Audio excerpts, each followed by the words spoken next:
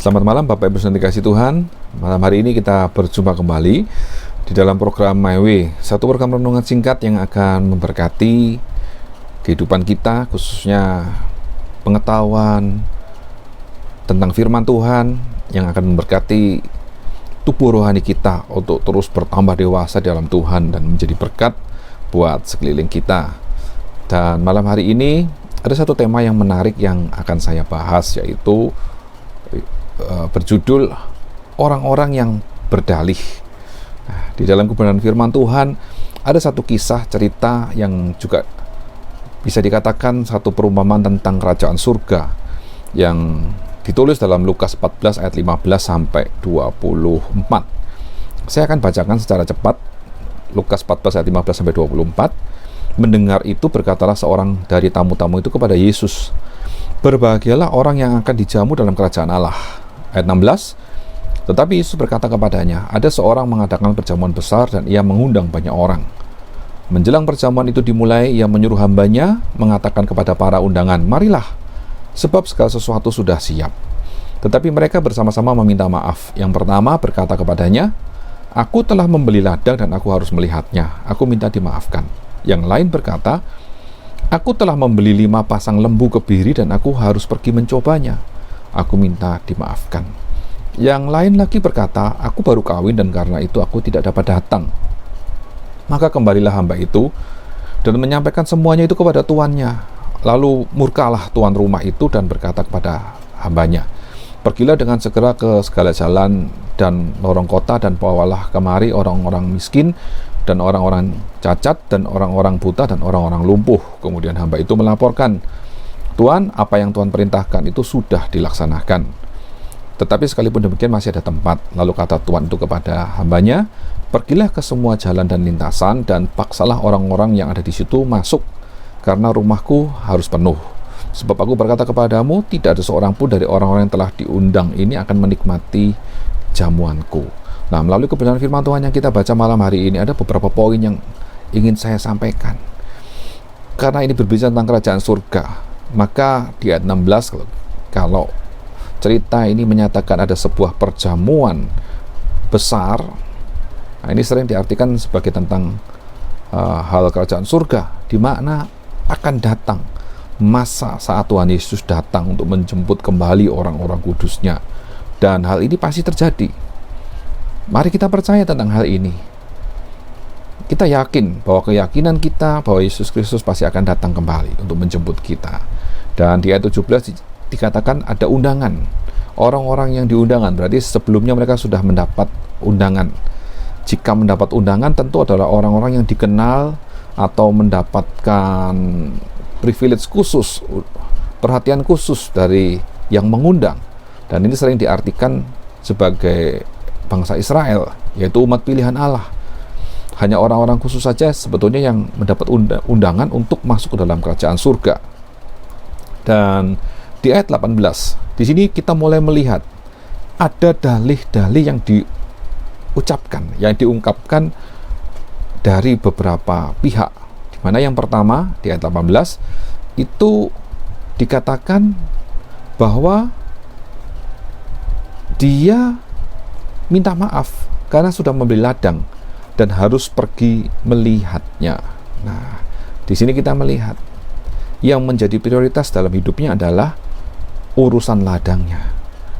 Nah, kalau saya terjemahkan di dalam kondisi kita saat ini, apakah kita pun sedang berdalih untuk menanggapi panggilan Tuhan untuk hidup kita tetap kudus, untuk suatu saat nanti kita siap dipanggil pada saat Tuhan Yesus datang kembali, di mana fokus kita bukan hanya pada Tuhan, tapi fokus kita sudah teralihkan oleh sibuk mengurusi usaha atau bisnis atau pekerjaan atau apa.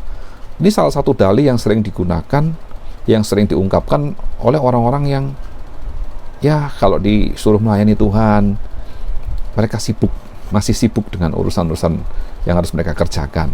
Nah, kita lihat yang lain berkata, ayat 19, "Aku telah membeli 5 pasang lembu kebiri dan aku harus pergi mencobanya." Ya, ini hampir sama dengan ayat sebelumnya. Itu masih sibuk dengan urusannya sendiri yang berhubungan dengan orang lain.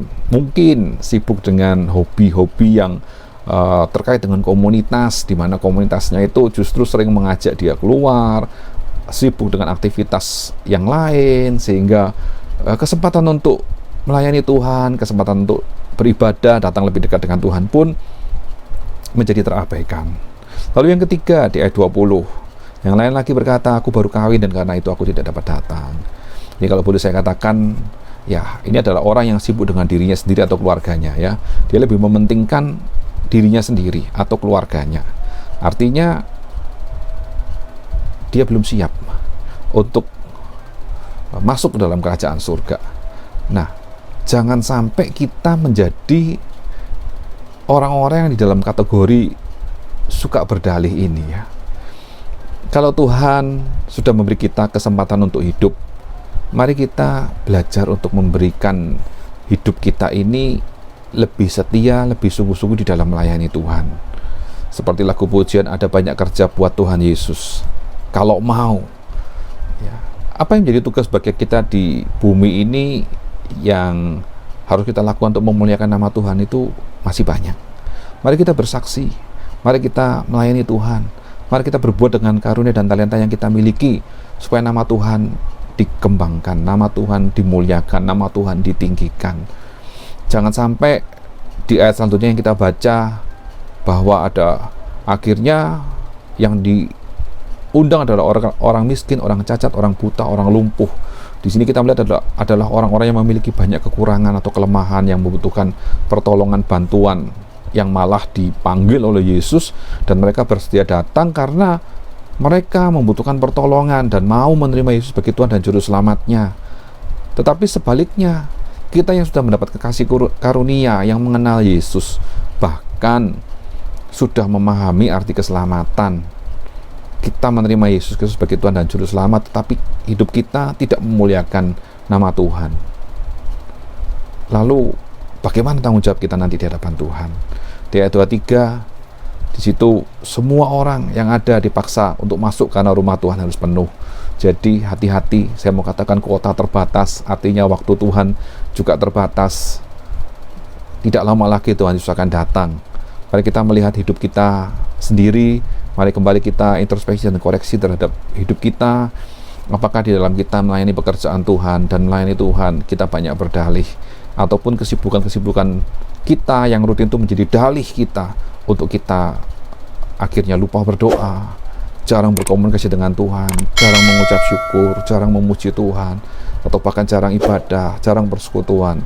Nah, melalui renungan malam hari ini, mari saya ajak Bapak Ibu Saudara dan semua yang lain, jangan kita menjadi orang-orang yang suka berdalih, tetapi mari kita hidup dengan satu sukacita dari Tuhan, yaitu saat kita melakukan kehendak Tuhan, maka hidup kita dipenuhi dengan sukacita. Damai sejahtera Allah akan ada dalam hidup kita, dan kita pada saat Tuhan panggil, kita selalu berkata, iya Tuhan, aku siap, pakailah aku sesuai dengan kehendak-Mu dan rencana-Mu. Puji Tuhan, itulah berkat buat kita malam hari ini. Tuhan Yesus memberkati kita semua. Amin.